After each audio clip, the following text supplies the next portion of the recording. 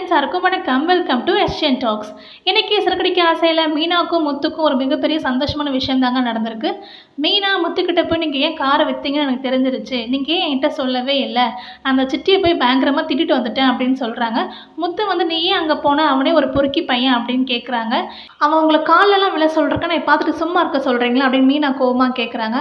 ஆமாம், அங்கே விட்ட சவுண்டுக்கு உன் தம்பியை விட்டிருந்தீன்னா அவனால அடங்கி உட்காந்துருப்பான் அப்படின்ற மாதிரி முத்து கேட்குறாங்க. உடனே மீனாக்கு வந்து கோவம் வந்துடுது. இதுக்கெடுத்தாலும் என் தம்பியே இழுக்காதீங்க அப்படின்னு சொல்கிறாங்க. முத்து கோவமா ஆமாம் இப்படியே தூக்கி வச்சு ஆடிட்டுருங்க, ஒரு நாள் நீங்கள் தான் ஃபீல் பண்ண போகிறீங்க அப்படின்னு கோவமாக சொல்லிட்டு அவரும் கிளம்பிட்டாரு. முத்தோட ஃப்ரெண்டு மூலயமா மீனாவுக்கு ஒரு பெரிய ஆர்டர் கிடைக்கிது. 250 ஜோடிக்கு கல்யாணம் பண்ண போகிறாங்களாம். ஸோ 500 மாலை கேட்குறாங்க. முத்து ரொம்ப சந்தோஷமாக வீட்டுக்கு வந்து அண்ணாமலைகிட்ட சொல்கிறாரு. அண்ணாமலைகிட்ட சொல்ல சொல்லி மீனாட்டையும் சொல்ல சொல்கிறாங்க. ஏன் நீயா சொல்ல மாட்டேன்னு அண்ணாமலை கேட்குறாரு. நீயே சொல்லுப்பா அப்படின்னு சொல்கிறாங்க. அண்ணாமலையும் ரொம்ப சந்தோஷமாக மீனா கிட்ட சொல்கிறாங்க.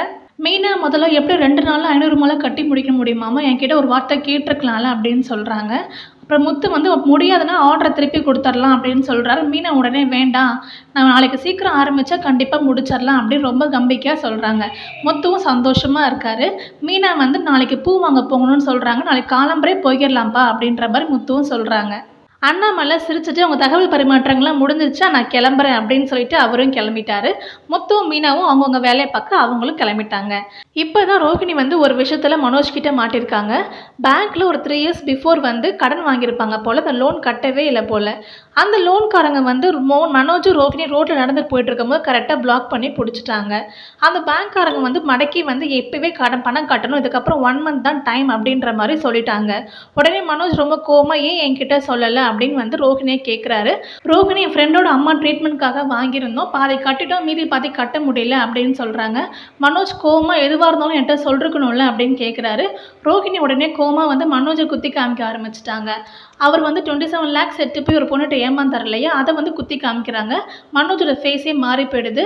ஏற்கனவே முத்து தான் சொல்லி காமிச்சிட்டே இருப்பான், இப்போ நீயும் சொல்லி ஆரம்பிச்சிட்டியா அப்படின்ற மாதிரி அவரும் ரொம்ப சோகமாக கிளம்பி போயிட்டாரு. ஃப்ரெண்ட்ஸ், நான் என்ன நினைக்கிறேன்னா, மீனா கிடைச்ச இந்த பெரிய ஆர்டர் வரக்கூடிய பணத்தை கண்டிப்பாக முத்துக்கிட்ட தான் கொடுப்பாங்க. முத்து அந்த பணத்தை வச்சு கார் வாங்காமல் அவங்க அம்மாட்ட கொடுத்துடுவாருன்னு நினைக்கிறேன். நீங்கள் என்ன நினைக்கிறீங்க கமெண்ட் பண்ணுங்கள். உங்களுக்கு வீடியோ பிடிச்சிருந்துச்சுன்னா வீடியோக்கு லைக் பண்ணுங்கள், ஷேர் பண்ணுங்கள், நம்ம சேனல் சப்ஸ்கிரைப் பண்ணி சப்போர்ட் பண்ணுங்கள். அடுத்த வீடியோவில் மீட் பண்ணுவோம். தேங்க்யூ அண்ட் தேங்க்ஸ் ஃபார் வாட்சிங்.